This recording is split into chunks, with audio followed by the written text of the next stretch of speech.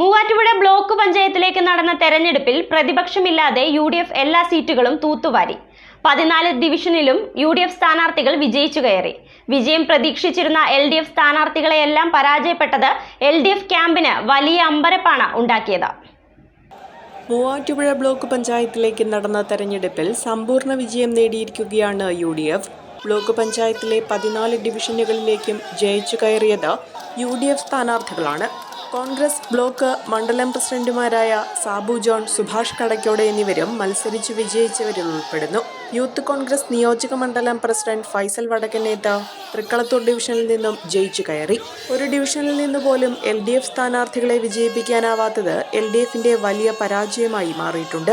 വ്യക്തമായ ഭൂരിപക്ഷത്തോടെയാണ് എല്ലാവരും വിജയിച്ചത്.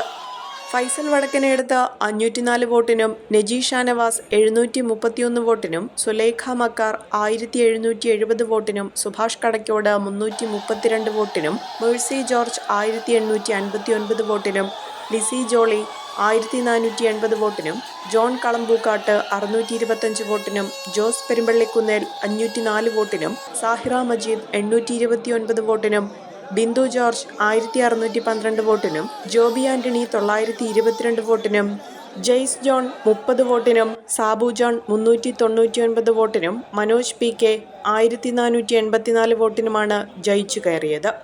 വരുന്ന 5 വർഷക്കാലം പ്രതിപക്ഷമില്ലാതെ UDF സ്വതന്ത്രമായി ഭരിക്കുന്ന ബ്ലോക്ക് പഞ്ചായത്തായി ഇതോടെ മൂവാറ്റുപുഴ ബ്ലോക്ക് പഞ്ചായത്ത് മാറി.